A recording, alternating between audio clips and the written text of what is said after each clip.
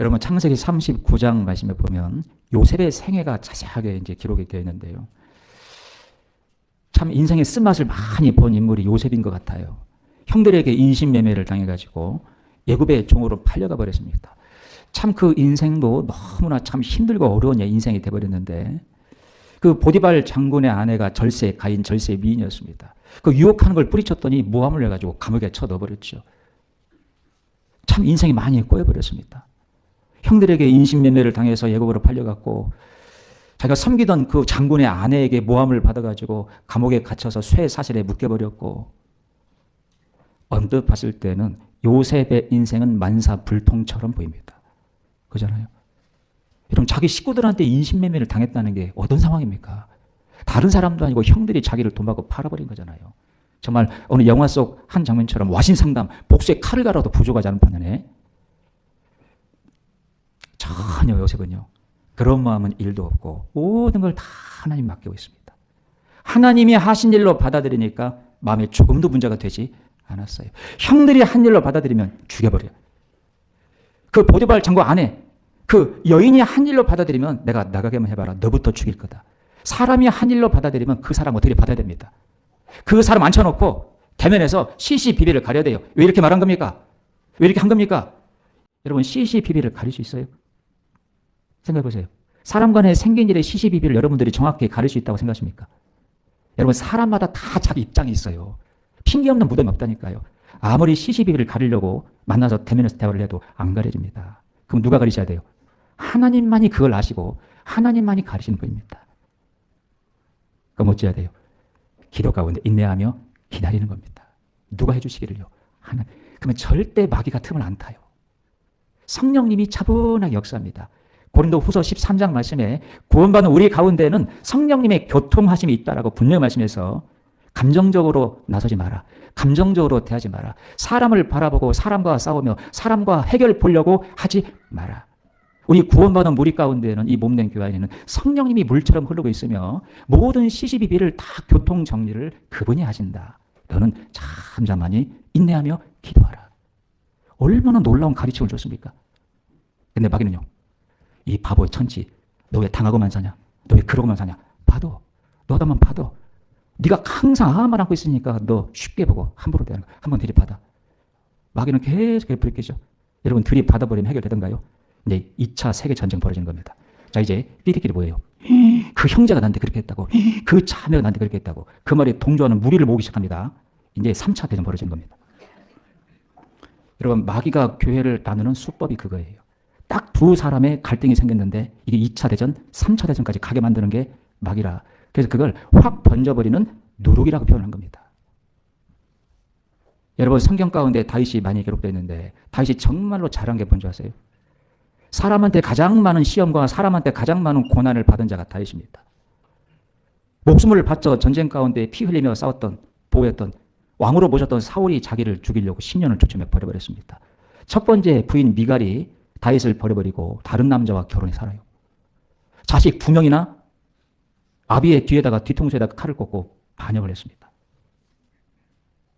아이도벨이라고 하는 친구는 정말 가까이에서 국정을 논했다고 되어 있는데 그 아이도벨이 자기를 배신했습니다.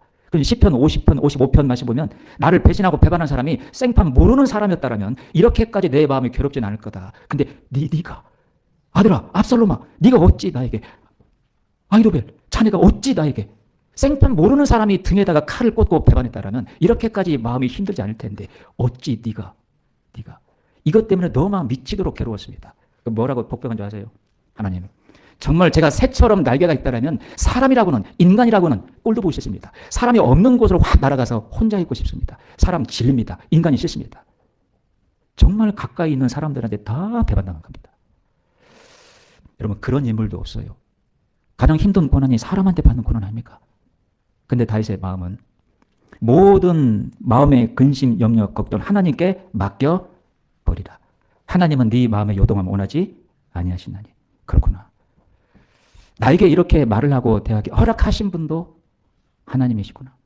심지어 사울의 자손 가운데 시므이라는 사람이 있었습니다. 아들 압살롬에게 반역을 당하고 비 맞은 장닭처럼 도망가고 있는 다윗을 쫓아가며 돌멩이를 막 던졌습니다. 이 비루한 자야. 너는 죽어 마땅하다. 옆에 따라가던 요압이라는 장군이 너무나 듣기 민망해가지고요. 왕이시여, 왕이시여, 명령만 내리시면 저는 목을 잘라오겠습니다. 세상에 왕의 처지가 이러한데 이것에 마음에 함께 하지는 못할 망정 돌멩이를 집어던지며 죄를 뿌리고 저렇게 저주를 퍼붓고 있습니까? 왕이시여, 명령을 내리세요. 저는 목을 잘라다가 아무 말도 못하게 하겠습니다. 여러분, 그때 다윗이 한 말이 뭐죠? 놔두어라.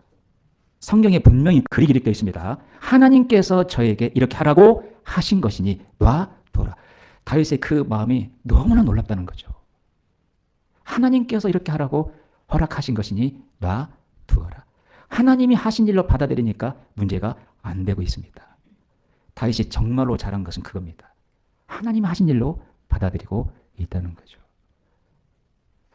입에 잔물쇠를 탁 채우고 입을 열지 아니하오면 주께서 이를 행하신 연군이이다. 시편에 분명히 그리 기록되어 있습니다. 여러분, 그래서 성령님이 차분하게 역사하시며 시간은 좀 걸렸지만 다 교통정리를 성령님이 다 해놓으신 거예요.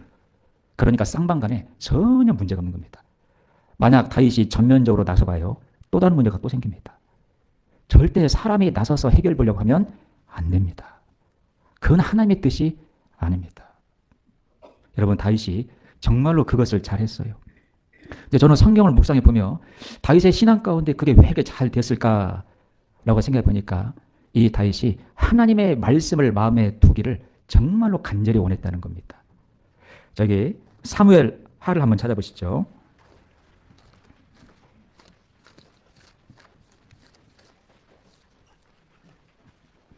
구약성경 466페이지입니다. 사무엘 하 3장 말씀입니다.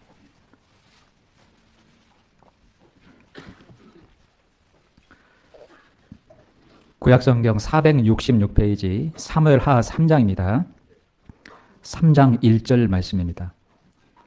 3장 1절 구약 466쪽 자 1절 한 절 말씀만 같이 읽겠습니다. 사울의 집과 다윗의 집 사이에 전쟁이 오래매 다윗은 점점 강하여 가고 사울의 집은 점점 결국은 다윗은 강성해졌고 사울은 죽음으로 끝나버렸습니다.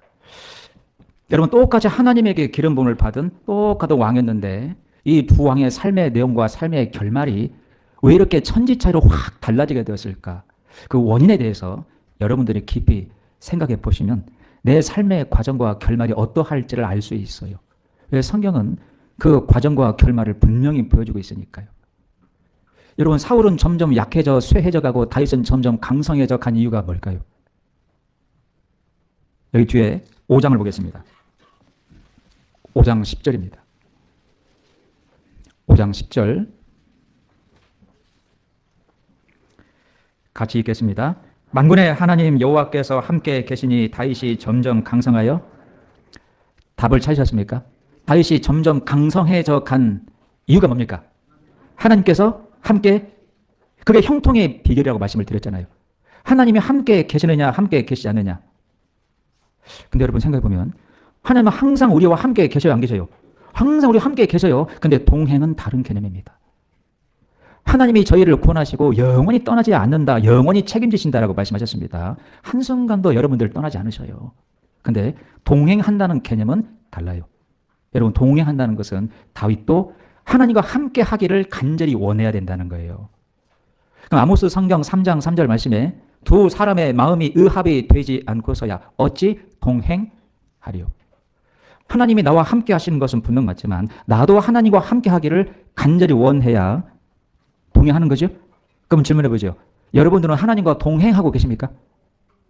범사에 하나님을 인정하고 계십니까? 잠언 3장 5절로 6절 7절 보면 범사에 하나님을 인정하라. 그리하면 그가 내 길을 지도하시리니. 분명한 내비게이션으로 안내를 해 주겠다 말씀했습니다. 그럼 하나님과 동행하고 범사에 하나님을 인정하는 게 뭐냐는 거예요.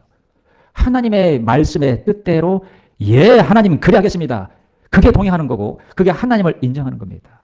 우리가 그러고 있냐는 거예요. 그런데 문제는 내 계획과 틀릴 때, 내 생각과 다를 때, 이때가 문제입니다. 진짜 동행하고 하나님을 인정하는 여부는 이때 판결합니다. 내 계획과 생각과 다르다 할지라도 어떻게 해야 되죠? 하나님의 뜻대로 나아가야 돼요. 이건 그래서 다윗이 정말 하나님 앞에 강성해진 겁니다. 그 증거를 한번 볼까요? 앞에 2장 한번 보시죠. 2장.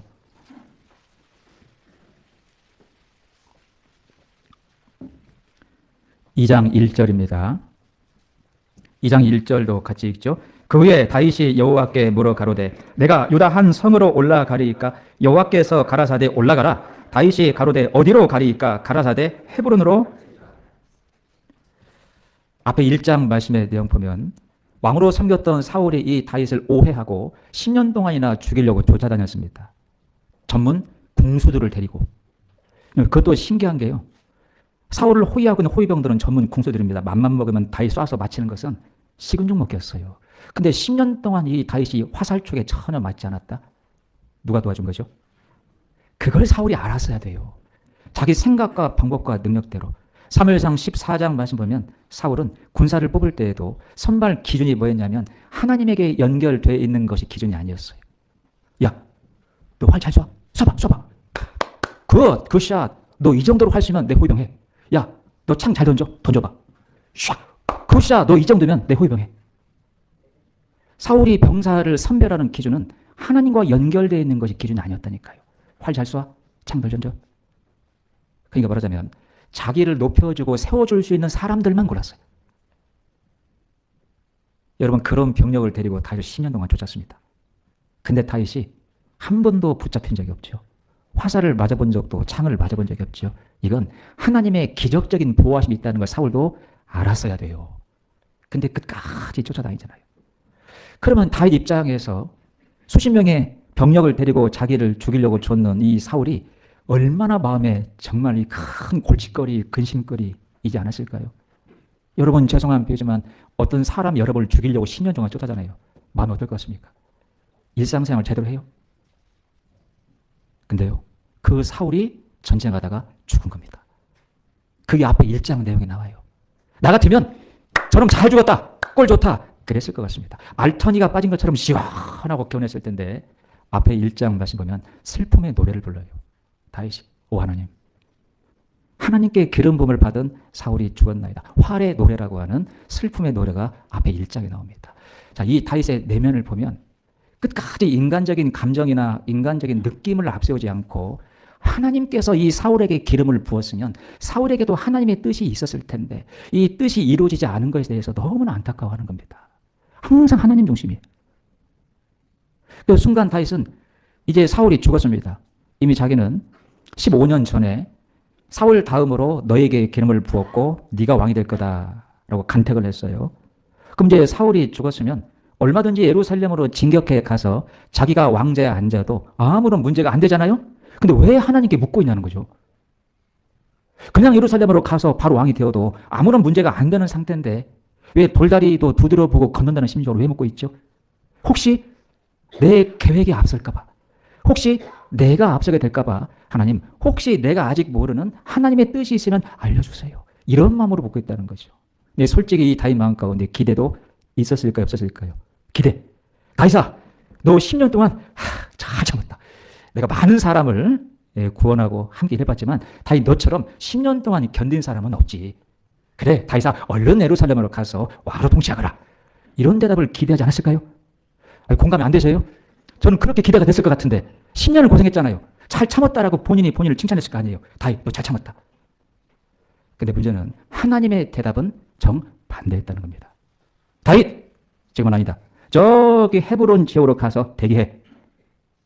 솔직히 제가 그 당시에 다윗의 입장에 따르면 하나님, 해도 너무하고, 속으로 그랬을 것 같아. 말로는 못하고 혼나니까. 해도 너무한다고. 10년을 참았는데 또 가서 대기하라니요. 근데 여러분, 뒤에 있는 말씀 보면 몇 년 동안 대기한 줄 아세요? 7년 6개월 동안 대기합니다. 그러니까 다윗이 저로 가서 대기해. 예, 하나님, 그리하겠나이다. 이게 너무나 멋있는 거죠. 너무나 멋진 거죠. 자기 생각, 계획, 기대, 원했던 거 완전히 다른 답으로 하나님의 뜻을 말씀하실 때 예, 하나님, 그리하겠나이다. 여러분, 이 모습이, 이 태도가 하나님을 하나님으로 범사에 인정하고 있는 태도예요. 하나님과 동행하고 있는 모습이다, 그 말입니다. 그래서 다윗이 점점 강성해진 거예요. 점점 형통하게 된 겁니다. 여러분들은 점점 강성해지길 원하십니까? 신앙 안에서? 여러분, 신앙 안에서 형통되길 원하십니까? 예, 범사의 하나님을 하나님으로 인정하고 사셔야 됩니다. 범사의 하나님과 동행하기를 원하셔야 되고 그건 하나님의 말씀의 뜻대로 사는 거예요. 오늘 이 말씀들이 여러분들의 이 신비 마음에 깊이 새겨졌으면 좋겠습니다. 하나님이 그걸 걱정하세요. 히브리 성경 2장 1절 말씀에 너희가 모든 들은 이 말씀이 혹 흘러 떠내려 갈까 걱정이다. 신비에 새기도록 계속 말씀을 하나님 하고 계시는데 이게 또 대강당 나가면서 50% 까먹고 집에 가면서 30% 까먹고 가자마자 못 본 드라마 보다가 20% 까먹고 하나도 안 남아있네. 그럼 한 주간 동안 또 어떻게 살죠? 그러니까 수요 말씀을 듣는 겁니다. 그럴까 봐 중간에. 여러분 의도적으로 말씀을 마음에 담아 새기지 않으면 절대 말씀 여러분들 볼 수 없습니다. 의도적으로 새기셔야 돼요. 여러분 토도 말고 수요 말씀이든 주일 말씀이든 한 말씀씩이라도 한 말씀이라도 오늘 본문 말씀이라도 주의 말씀은 내 발의 등이요 내게 빛입니다. 이 한 말씀씩이라도 마음에 새겨봐요. 그럼 일주일에 2가지를 마음에 새기는 거죠. 1년이면요 52주 104개의 말씀이 내 마음에 새겨지는 겁니다. 건들면 나오는 게 말씀일 때가 제일 좋은 상태예요. 죄송합니다. 말씀을 감상하시면 안 돼요. 진짜 배우려고 와서 들으셔야 되고 깨달으려고 들으셔야 되고 마음에 새겨 담아가려고 와서 들으셔야 됩니다. 여러분 그런 마음이 아니면 한 말씀도 안 담긴다니까요. 여러분 다윗이 하나님 앞에 빛나는 신앙이 됐던 원인입니다. 하나님의 말씀과 하나님의 뜻 앞에 자기 모든 것들을 내려놓을 줄을 아는 사람이었어요. 그게 범사에 하나님을 하나님으로 인정하는 삶이었고 동행하는 삶이었기에 하나님이 함께 하시며 아주 강성하도록 다윗의 생애를 통해서 많은 일들을 하신 겁니다. 그래서 사도행전 13장 말씀 보면 마치 다윗의 무덤 비문에 써 있을 법한 말씀이 기록되어 있습니다. 다윗은 내 마음에 합한 사람이라. 내가 다윗을 통하여 내 뜻을 이루어 평생 하나님의 뜻을 받들다가 잠들었도다. 정말 비문에 새겨져 있을 법한 말씀입니다. 얼마나 아름다운 비문이에요. 하나님의 마음에 합했던 다윗. 하나님의 뜻을 받들어 섬기다가 잠들은 다윗. 가장 아름다운 비문이 아닐까요? 우리 삶이 그런 삶이 되면 좋겠습니다.